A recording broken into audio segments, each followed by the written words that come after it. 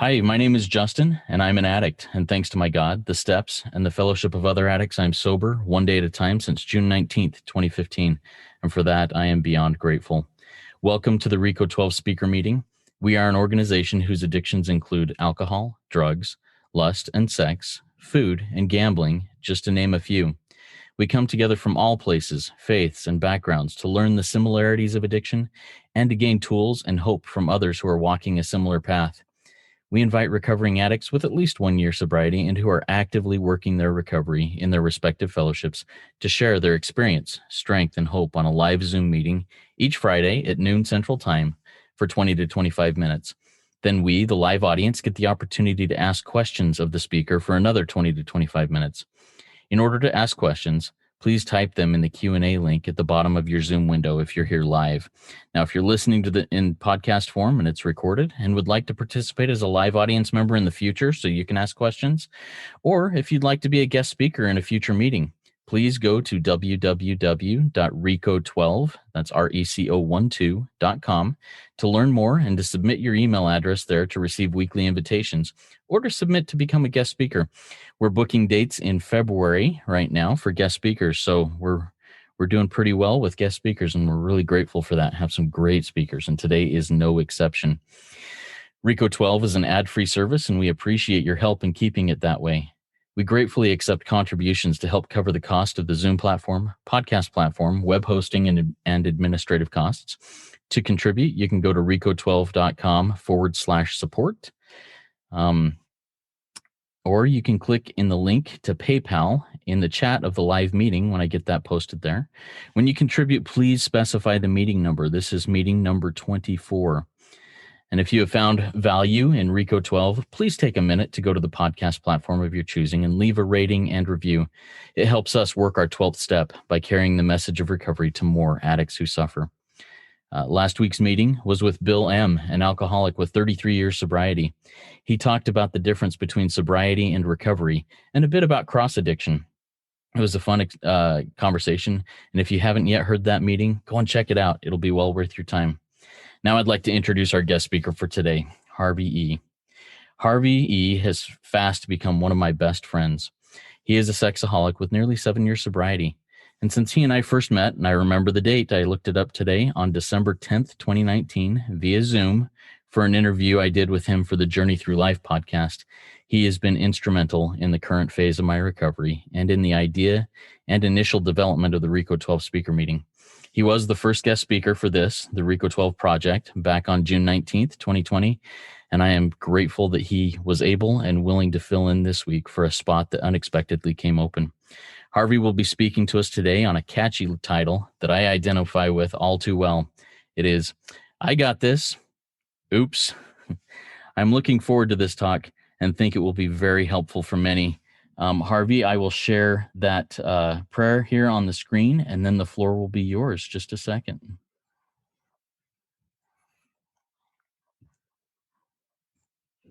Okay, can you see it? Yep. All right, the floor is yours, Harvey. All right. Good morning, good afternoon, good evening. I'm Harvey E. in Toronto, and I am a grateful recovering sexaholic, a good person worthy of recovery, and a child of God. I'd like to start my talk with a prayer, as you see on the screen, that I say with my sponsees whenever we start our work together. It's known as a set-aside prayer, and it's about precisely that. We need to set aside all the things we think we know, and to be honest with ourselves, to be willing to do the work, and open-minded enough to be teachable. So I'm going to say the prayer. It's the wee version. Dear God, please set aside anything we think we know about ourselves, about our disease, about the big book, the 12 steps, the program, the fellowship, the people in the fellowship, and all spiritual terms, especially you, God, so that we may have an open mind and a new experience with all of these things. Please help us to see the truth. Amen. So, as an introduction, I'd like to suggest there are really 3 categories of relapsers. As you can tell, this topic is about relapsing. So, number 1, there's the relapser who's a newcomer. He doesn't even know he's really a relapser because he's never worked the program. So he doesn't know anything about steps 1 to 3, But of course, probably tried to stop often, almost every day, like me, but he can't stay stopped. Then there's the second category, and that's the relapser who has done at least the first 3 steps in our program, but is still not enjoying the sobriety and freedom that should be available to him at that point. And finally, I want to speak very briefly about the relapser who has tasted the joys of recovery, often for years, but relapses. And he falls back after years in the program. So I hope to address these 3 different types in my talk today. So first, let's talk about the newcomer who comes into the rooms, usually very sad, broken, full of consequences that have led him to seek help. He's in active addiction, doesn't even know what slips and relapses are about. Most of these come in believing that they are just weak and say, if only I was stronger, more devout, more devoted, had more fear of consequences, etc., I'd stay sober. I just need to strengthen my willpower. I just need to tough it out. And they usually have stories to back that up. Heck, I was able to stay sober for a few months last year, right? So when we examine the willpower method of stopping, we realize a few things. Number 1, willpower is really endurance, not strength. The urge to lust isn't a boulder that I wish I were strong enough to push away. It's more like a hot iron being pressed against my leg that I need to endure until it is taken away. My willpower is finite, as I am. Sometimes I can grit my teeth and get through it. Other times, I'm running on fumes. Many people, especially ecclesiastical leaders, will suggest or try to that willpower can be infinite if it's bolstered by right beliefs. If my reasons for stopping are strong enough, I will be able to push through the pain. For me, I have to say I often relapsed even while holding on to those strong beliefs, in spite of my own best interest. It was as if I were punishing myself. Doing what was best for me didn't seem to be important. I was running towards self-destruction. Being in a position to constantly withstand the pain or discomfort was a really crappy way to live. Let's face it. So my willpower wasn't addressing the real issue. Like most addicts, I tried to stop even before I even knew I was an addict. But I relapsed almost daily. When I examined my pattern of acting out, some important truths came to me. I identified 7, there's probably more, but I identified 7 different relapse types and what they were trying to tell me. And they're probably trying to tell you that the same way. Here they are, and with a few examples of how they play out. Number 1, desperation relapse. And here's an example. My girlfriend has decided we weren't for each other, and the job promotion I had been working toward went to another member of my team. I couldn't get either disappointment out of my mind, and it eventually became too much, and I started lusting to try to forget. I faced an intense and overpowering pain, and I needed to escape. Number 2, overconfidence relapse. It's a big one. I came off a really serious acting out binge, and after 4 days, I started to get my energy back. I came out of the fog. I felt human again. Then that little voice crept in. You're doing so well, Harvey. You got this thing under control. The problem isn't lust. It's your wife. It's your job. You can pick any justification you like. Man, just control yourself and you can drink like a gentleman. But of course, 3 minutes quickly turns to 3 hours and eventually to 3 days. Evidently, I still linked feeling good or celebrating to sex. I decided that the positives of lusting outweighed the negatives. I can get the good parts and avoid the bad. Number 3, rage relapse. Someone I trusted betrayed me. He told somebody about something that I had secretly told him. I was so angry, I aggressively drove to the nearest bathhouse. I used the acting out to reassert myself. Number 4, overwhelm relapse. I was behind on my rent. I kept screwing up at work. I missed an important appointment. Anxiety completely took me over and my body shrank down. I needed to put everything on hold. I had too much on my plate, a lot of small things that wouldn't have been a huge deal all piled up on top of each other, creating an avalanche. Too many problems, only one solution. Number 5, social pressure relapse. I was sober for a few months. I went home for Thanksgiving to visit my parents, met up with friends I used to hang out with. I hadn't told them about my sobriety and was pretty nervous to share anything about it. The evening turned to visiting a strip joint, and the rest is history. The fear of being rejected is very strong. I wanted to be one of the guys. Saying no would weird everyone out. 6, revenge relapse. After a particularly intense fight with my wife, I began to entertain thoughts of divorce.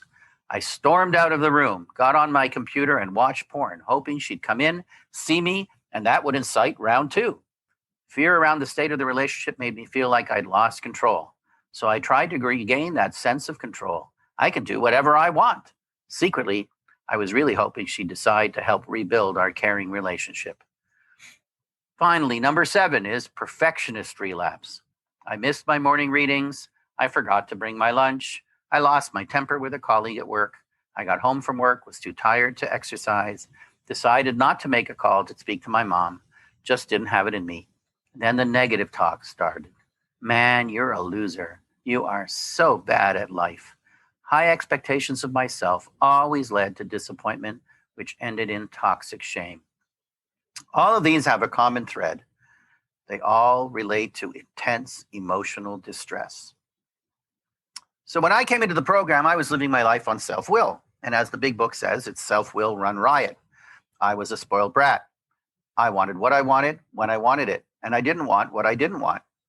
I usually blamed everyone else for anything that didn't go my way or that I just screwed up. I didn't take responsibility for myself. I didn't really connect to myself or anyone else either, especially my higher power. My life lacked structure and discipline. I hated that intense emotional distress that plagued me almost constantly. In order to change my life, I needed to change my life. How did I do that? Well, when I got into the rooms, I had friends. Eventually, it took me a few weeks, but eventually I had friends in the room who encouraged me to change my routine. And here's a few ideas that were recommended to Harvey, the newcomer. Number 1, get up a bit earlier than you generally do. Use that extra time to do the following: pray, meditate, read some recovery literature, journal morning and night. Give yourself some positive affirmations through the day. Add some discipline to your life. And as Benjamin Hardy, who was a speaker here not so long ago, he speaks and he talks about discipline weighs ounces, regret weighs tons. And that's so true for me. The other thing they offered was an idea about doing gratitude lists. Another one is doing some self-care, which could involve personal hygiene, exercise, watching my diet, getting off of sugars. During the rest of the day, they recommended taking a few minutes every few hours to pause, to breathe, to pray, if I can, make a call to other addicts and to a sponsor once I got one. That took a little while. And I had to get to meetings. Of course, meetings don't keep you sober. Phone calls don't really keep you sober. But both of these do help us learn to be vulnerable, to be honest, to exercise the honesty muscle many of us have not used in years. And they give the newcomer a feeling of belonging, a feeling of positive self-worth. A stranger who's not charging for their time, has no ulterior motive whatsoever, just a willingness to be there for the newcomer. What a new feeling that is for many of us, and it certainly was for me. A lot of the early Step Zero stuff I did was about doing just that. The self-care and the new connections I make in the rooms and through calls helped me start to believe I was worth it, that I had value, and that the negative self-talk wasn't accurate. The Step Zero changes I made in my life were also feeding my spiritual self with the vitamins that helped that part of me get stronger. Because just as the body needs certain nutrients and develops symptoms when it is deficient in any essential nutrient, so too the spirit needs its nutrients. If the spirit is deprived of its essential nutrients, it too develops symptoms, the most prominent of which is unhappiness and discontent, restlessness. This is not depression, and it's not helped by antidepressant medication. A person may indeed find that religion strengthens one's spirituality. But that's only if one's religious behavior goes beyond superficial rituals. To be truly spiritual, a person must have an ulterior goal in life, must be compassionate.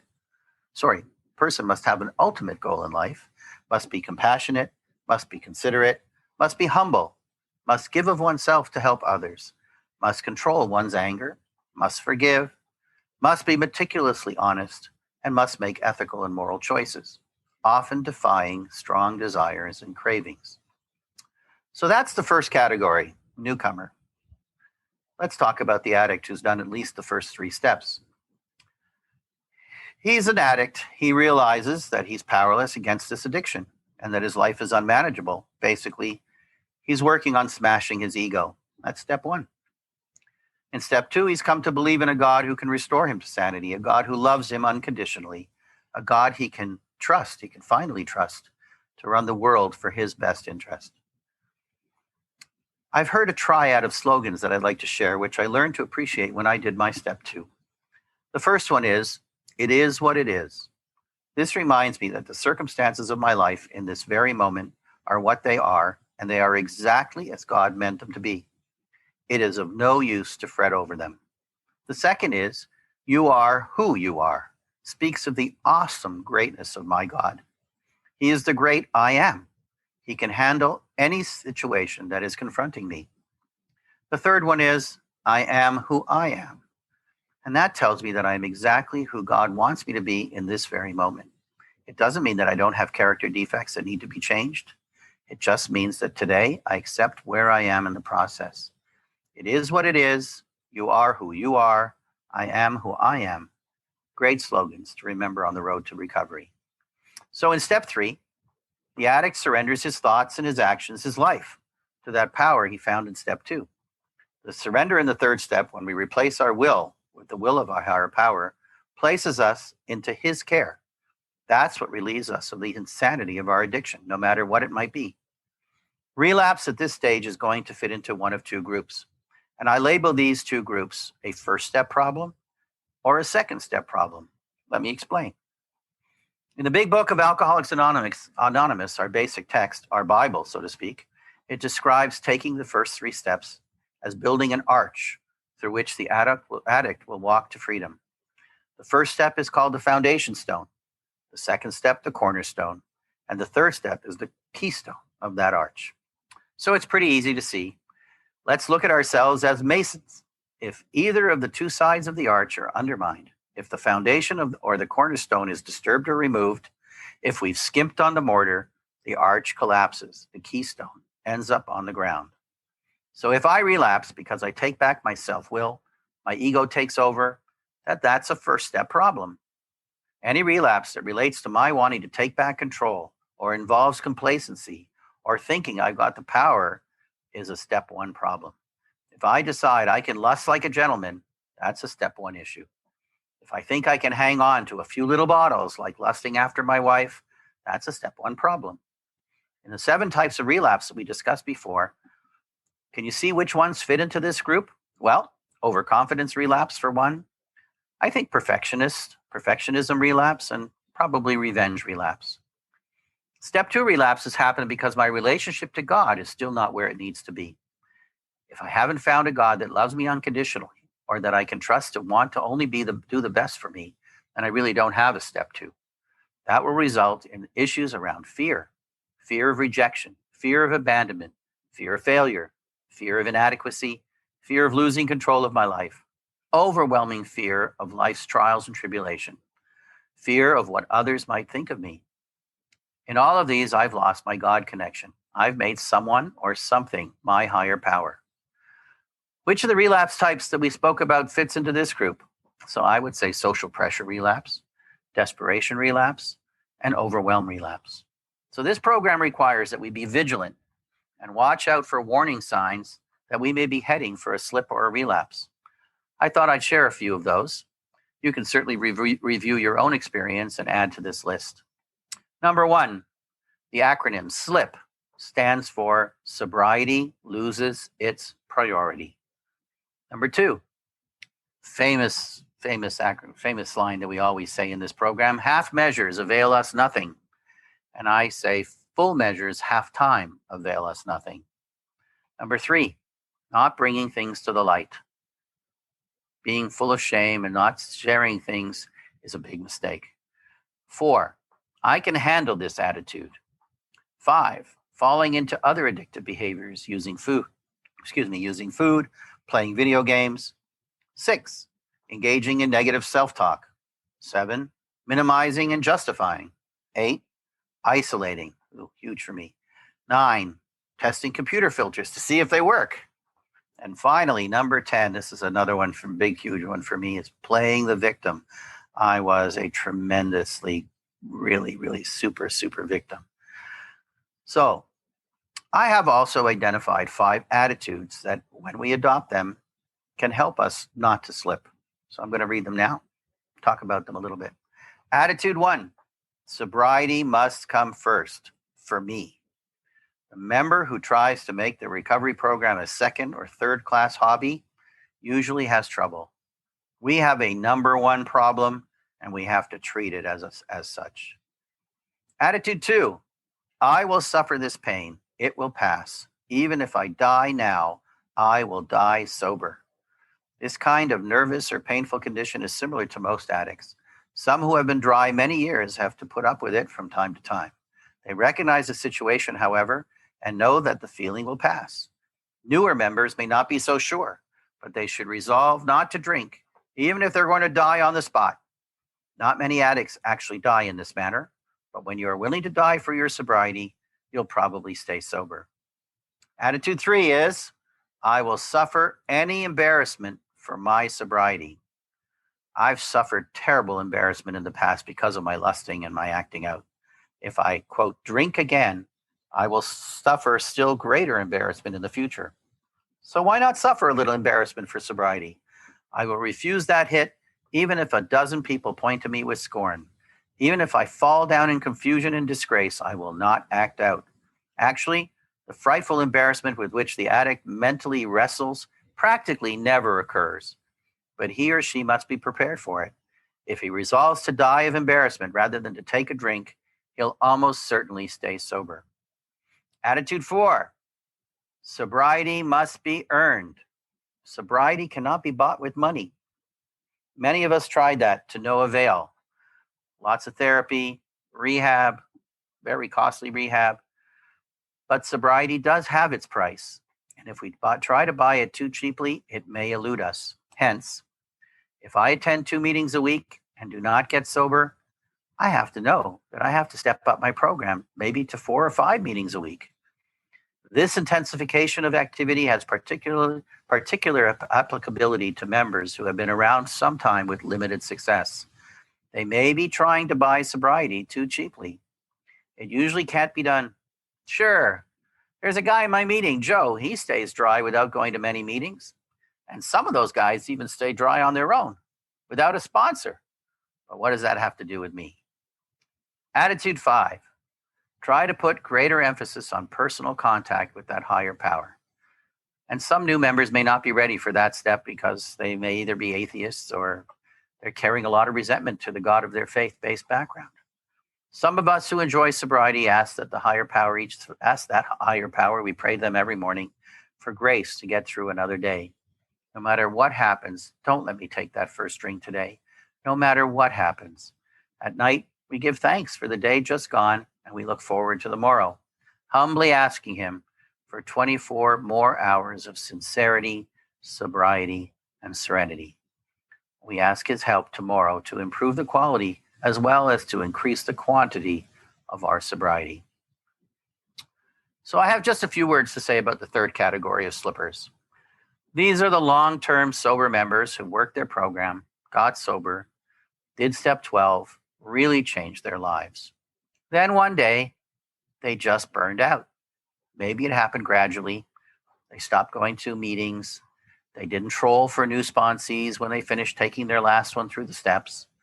Maybe they got complacent about their step 11 and stopped studying scripture or doing other spiritual activities that were meant to grow their relationship to their higher power.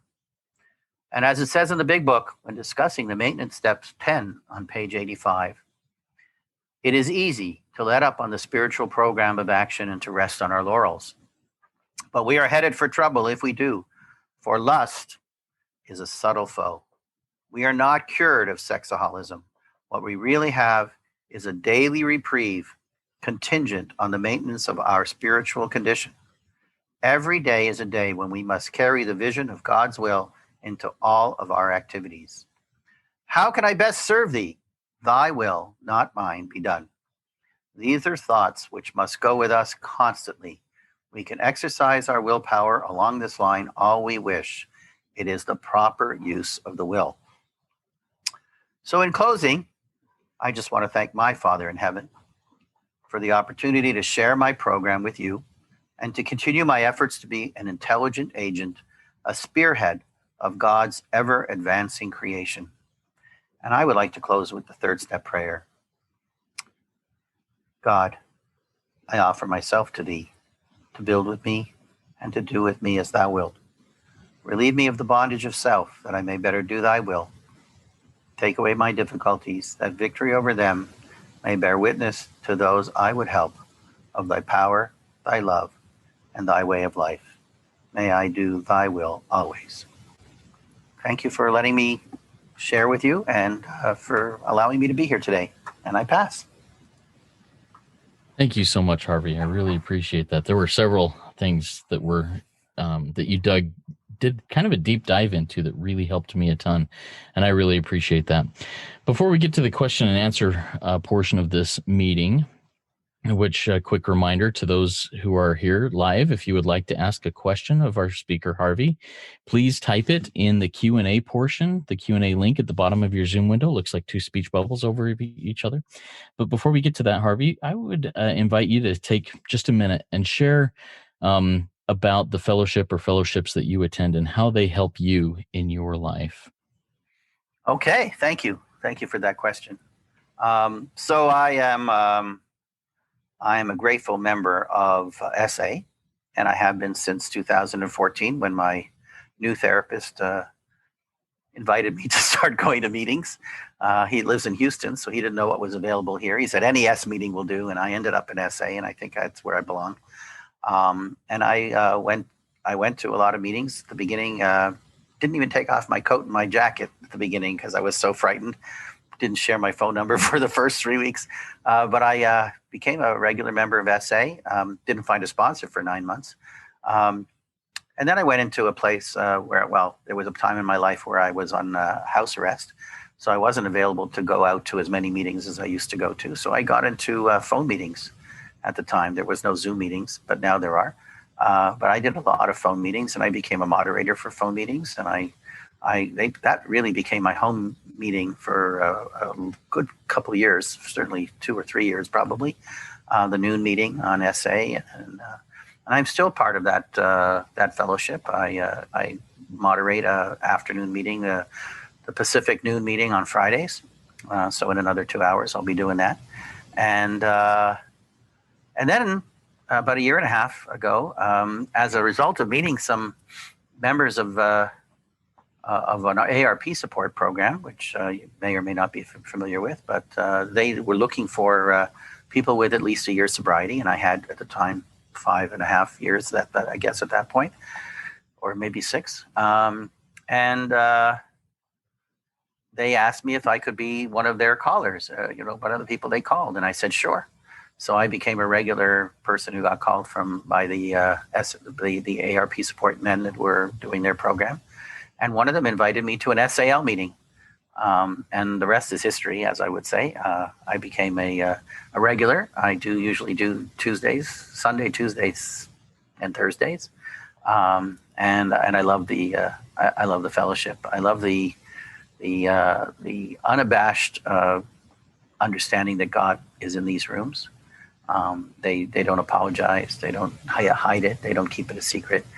And I just love that. And there's some wonderful, really some amazing men in that program. And I'm really grateful for that Heavenly Father has brought me to that room. And that's really where I am mostly these days. And I really appreciate all of the experience and the connections that I've found there. So that actually, I guess that answers your question. Yes, thank you very much, Harvey. I appreciate that. Now, I will start off the Q&A section here. I've got a couple of questions here. And once again, everybody in the live audience, please type in any questions you have. We're excited to hear more from the wisdom and experience, strength, and hope of Harvey. So one of the things you mentioned in your talk here, Harvey, you said one of the things that needs to happen is to exercise the honesty muscle. That's one of the first things that needs to do, like a step zero type thing. What does that look like at first in the life of an addict who has been, well, hiding and isolating and self-victimizing and whatever else for so many years? How does exercising that honesty muscle look? Well, so before I got into the rooms, I like to talk about it as kind of Harvey had a whole series of holograms of Harvey. Harvey the Father, Harvey the Son, Harvey the Holy, no, Harvey, couldn't resist, Harvey the husband, that's the Holy Ghost, Harvey the dentist, which is what I do for a living, Harvey the member of my religious group, and Harvey all kinds of different Harveys, so none of whom were really the Harvey that I was really meant to be. They were all holograms, they were all fakes. And they all resorted to lying in order to be who I thought they wanted me to be. So I lied consistently all the time. I would lie to exaggerate stories because I wanted to impress. Even for no good reason at all, I would lie. So I was they say in the addiction world that you can always tell when an addict is lying when his lips are moving. So that was me. And it was an extremely exhaustive life because keeping all those lies juggled up in the air is very, very tiring. And I was tired all the time because I was doing that. So when I got into the room, the first thing I noticed was here I am in a room full of men who don't judge me for who I am, who are there, who understand, who I don't have to explain all of this to. They just get it. And I felt very, very safe, probably for almost the first time in my life, certainly in my memory. And that gave me the power to be honest, to be vulnerable, and to share. And that's what I started to do at meetings, and that's what I started to do at phone calls. And it comes with experience. You start actually getting comfortable doing it with the real people in your life.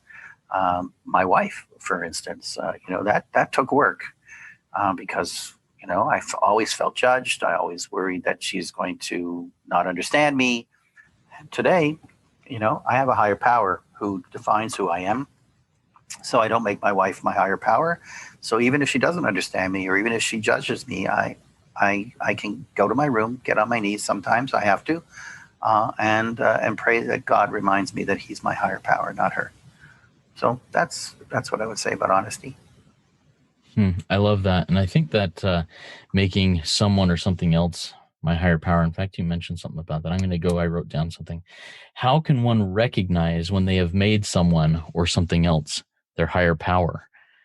I think it's so easy to slip into, especially someone who's been in active addiction for so long and is just now starting to say, I've got to do something about this. So how do I recognize that if and when that happens? So in the third step, in the big book, just before the prayer on page 63, it talks about some of the promises that we get in the third step. And one of those is we lose our fear of today, tomorrow, and the hereafter. So the red flag that I look for is coming back to fear. If suddenly I feel fear around what somebody thinks of me, or how somebody is judging me, or what somebody might do as a result of what I've done or what I've said, I've made that person my higher power. And that's the number one way of, if I have to be so cognizant of those feelings of fear in my life. I can't, if I go to fear, I know that I'm no longer talking to God. I'm no longer connected to God. I've unplugged. I have to get it. This room is my room. So I go into this room, I close my door, I get on my knees and say, God, I've done it again. I unplugged. Please help me. I got to plug back in because I don't like this feeling. This fear sucks. Awesome. One thing that my wife has, it's a saying she brought up, and she probably heard it somewhere else, but either way, I'm going to give her credit for it because I haven't heard it anywhere else before her. When she's feeling anxious or fearful or worried about something, her little motto or mantra is, I have an audience of one, of capital O, one. And that one is always proud of me and always cheering me on and always loving me. And that's something that brings me a lot of peace when I hear that and when I copy it, because I've incorporated it into my own life too. Anyways, we have a question came in from Ryan. Ryan says, "Hey Harvey, can you talk about what it was like going from living in numbness to living with feeling for a minute?" All right. Yeah. Thank you, Ryan, for that question. So yeah, one of the hallmarks of addiction, I think, is the lack of connection to ourselves, and that was certainly true about me. I was not connected to me, and that meant for me doing everything I could to hide, to escape from emotions. And I believe that as a human, God has created us with emotions, with the ability to feel things. And I use 4 that I talk about. There's joy, which is nice. There's fear, there's sadness, and there's anger. And those are the 4 feelings that most of us feel if we can. And I didn't even like joy. I certainly didn't like anger. I certainly didn't like fear, and sadness sucked too. So whenever I started to feel any of those things, those emotional feelings that we talked about during the relapse conversation, those 7 relapse things are all about emotional distress. And whenever I felt those emotional things of distress, I escaped because I didn't like them. And I would stuff those feelings down in my pants, and wow, if they didn't come up a little later. But so yeah, learning to get into the program and appreciate that I didn't have to fear anymore the feelings, and I needed to process and connect with them, was very important. My therapist helped me realize that I could use the choreography of my body. I close my eyes when I feel something and get a sense of what's going on in my body. If I'm feeling anger, are my fists tight? Is my face muscles very taut and my ears red? Are my shoulders, up? If I'm feeling sadness, are my shoulders hunched, down? Sort of, my muscles of my face are weak. There's choreography going on in my body that tells me the feelings that I'm having. And those were really important because I hadn't had feelings for so long. I didn't really understand what feelings were about. So getting in touch with the choreography of my body was really helpful in realizing that sometimes I might actually be feeling anger and sadness at the same time, because there's a combination of stuff going on in my body. It's not just one feeling. And that's true. Many times I'm going to have more than one feeling. So once I get in touch with the feeling, whether it's anger or sadness or whatever, fear, then I can process it.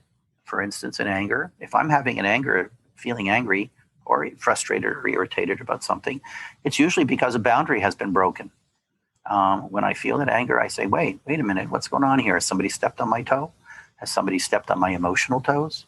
And what do I need to do about it? And boundaries is another thing that, of course, I certainly didn't have a very good sense of what boundaries were about or how to put them up and enforce them. So today I can say, you know what, you crossed my boundary and that's not okay. And be safe enough to be able to say that to a person, or get to a point where I can accept that there's nothing I can do. She's 99 years old. She's my mother. And I have to accept the fact that she's never going to change. But at least I've done the work. I processed the feeling that I had. She's crossed that boundary again. And then I can say, you know what? She's 99 years old. She's been through hell. She's been through crazy life, and it's okay. And I can accept that. But that's processing, So that's how feelings work for me today. Thank you, Harvey. One thing you said was in your talk there was something to the effect of, I identify this greatly.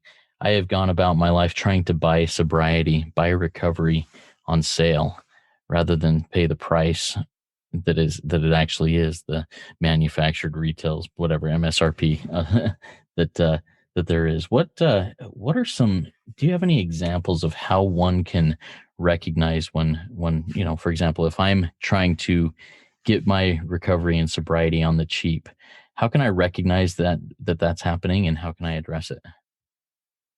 So as I said in my talk, a lot of guys start program and they say, oh, either the program itself that they're working, whether it's, ARP support or another program, whatever, they come with some discipline plans and they say, you should try to get to so many meetings a week, and you have to make so many phone calls a day, one person with at least a year's sobriety, and your sponsor, you need to journal, whatever, all those discipline things, which are great, really important. If you're not staying sober, then you have to up the price. You have to up the amount of time you're putting in, and say, you know what, I need to do more meetings. I need to make more calls. I need to spend more time praying. I need to meditate more times a day. I need to do whatever it takes, and that's the big word: whatever it takes. The price of sobriety has to be whatever it takes, and when you talk about the money and you think about how much I spent at the beginning, and thought a lot of people do, they go to therapists thinking, oh, that's all I need to do is spend the money on a therapist, or I go to rehab for $50,000 for 45 days or whatever that might cost, and they come out and they relapse within 2 days, or a week, or a month, or whatever. And most of the people I've worked with have had similar results from rehab, and often from therapy that doesn't include the rooms and doesn't include the steps. We need each other. This is a we program, and but we need to be committed to it. We need to, I was a very low bottom when I got here. I shared often, I was seeing escorts 2 or 3 times a day, and so for me, I know that, even though I'm almost 7 years sober, I still go to 2, 3, 4 meetings a week. And people would look at me and go, isn't that crazy? My wife thinks I have a new mistress. It's called recovery, and that's another issue. We can talk about that another time.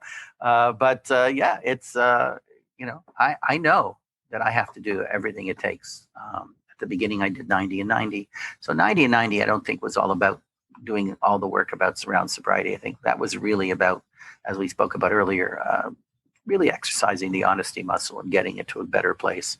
I needed to do a lot of meetings at the beginning and really spend a lot of time being vulnerable, being open, sharing where I was in my life with people who cared and people who didn't judge. Thank you. All right, I have one more question. If anybody else in the live audience has any other, please type it in the Q&A. My one question is kind of a 3-part one. You mentioned the 3 phrases here. It is what it is. You are who you are, and I am who I am. Each one of those as I reflect on those, has a different acceptance. I have to accept that it is what it is. I have to accept that you, God, are who you are, and that I am who I am, and accept each of those before moving into that. Harvey, how do you do that? How do you accept the situation for what it is? How do you accept God for who he is? How do I accept who I am for who I am? That was a great question. Thank you. So that came about, I think, as a result of working the steps. The first 3 steps gave me those the answers to those 3. We have a serenity prayer that we say a lot in this program. Grant me the serenity to accept the things I cannot change. Right? That's my life. That's the existence that I live. I don't have control over the weather. I don't have control over the patients that are going to come in to see me today. I don't have control over my wife's mood. I don't have control over anything. The only thing I do have control over is me, right? To accept the courage to accept the things I can change. That's me, right? So number 1 is, it is what it is I have to accept the world for what it is. I need to accept God for who he is, because, a lot of my addiction was, I lived with a huge resentment to God, because I believed that he had abandoned me, that he was impotent, that he was really not able to help me or didn't want to.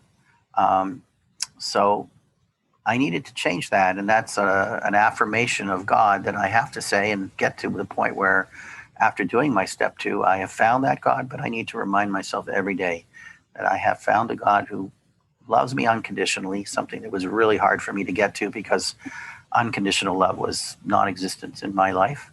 So I didn't understand what that meant or how that should feel. So I had to find that God. I had to find a God that is my fan. He's my biggest fan. He's my coach. He wants me to grow. He potentiated me to become the best Harvey that I could be. It's up to me to try to be that person. But I know that God is encouraging me, and he's cheering me on every day. And at the end of the day, I do my step 10, and I admit to him where I might have fallen short, where I don't like the word sin, but I missed the mark, and I will miss the mark. But it's not. I no longer have that need to be perfect, because perfectionism is an obsession. It's part of the disease. It's really not going to be helpful to me at all. So I no longer took the desire to be successful and to be excellent and to do good work and moved it into the craziness of perfection. I took it back and I returned back to me. And I can be the best person Harvey can be. And I can say, you know what, I didn't do so great today. And I get good with God before I go to bed. I wake up tomorrow morning and I have a new opportunity to try again. So that's who I am. I am Harvey, and I am grateful, and I'm a child of God. And I am, as a child of God, I'm in a certain sense royalty, because God is the king. So I've learned to self-affirm myself along those lines, and to remind myself that I don't need to be perfect. And I'm a work in progress. And as a work in progress, I did damn good today. Awesome. Thank you, Harvey. All right. Before we close up, do you have any final words of wisdom that you would like to share with us before we move into the next final close-up phase of the meeting? So, yeah, I guess. They always say, one of the cliches, one of the slogans they always mention in this in the program, in all the 12-step rooms, is don't leave before the miracle happens. And I think that's so true. I have seen so many people who come into the program, don't really invest the amount of time that they need to, make all those mistakes, blame the program instead of themselves, and leave before they find the miracle, before they find the freedom. Because sobriety isn't really what we're looking for. Sobriety sucks. There's a lot of pain in sobriety. I don't recommend sobriety for anyone.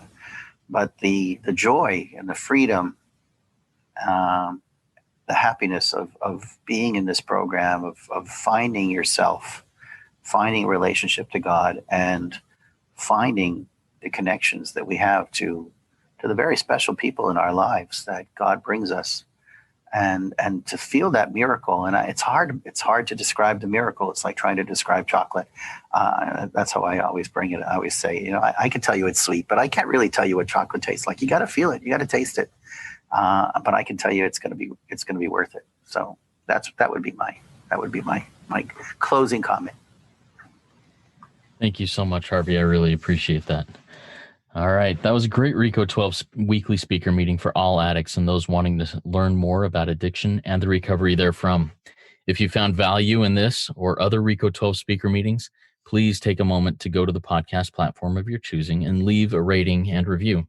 Once again, it helps us work our 12th step by carrying the message of recovery and hope to more addicts who suffer. If you have any other questions and you'd like to ask Harvey, you can relay that through me at reco12pod@gmail.com, or you can go and sign up at reco12.com/forum and join in our community and ask those questions and answer others' questions that may come up. I invite the audience to keep coming back. Come back next week. Our speaker next week will be Robert, a recovering alcoholic, and his topic will be connection, correction, direction, and it's going to be a good one. If you have not yet gone to reco12.com and submitted your email address, you only need to do it once. Please get on the invitation list so you can join us live each Friday at noon Central Time. Now, Harvey, do you have a recovery prayer that you'd like to have us sent off into the day with?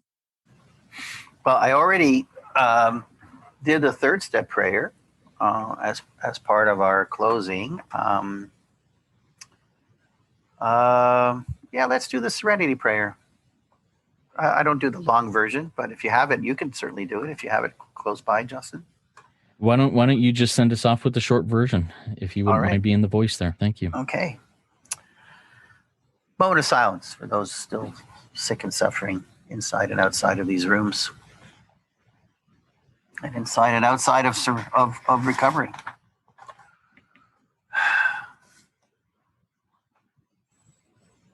Prayer. God, grant us the serenity to accept the things we cannot change, the courage to change the things we can, and the wisdom to know the difference. Thy will, not ours, be done. Amen. Thank you, Harvey. Keep coming back. It works when you work it. So work it. You are worth it. Thanks again, everybody. Have a fantastic week.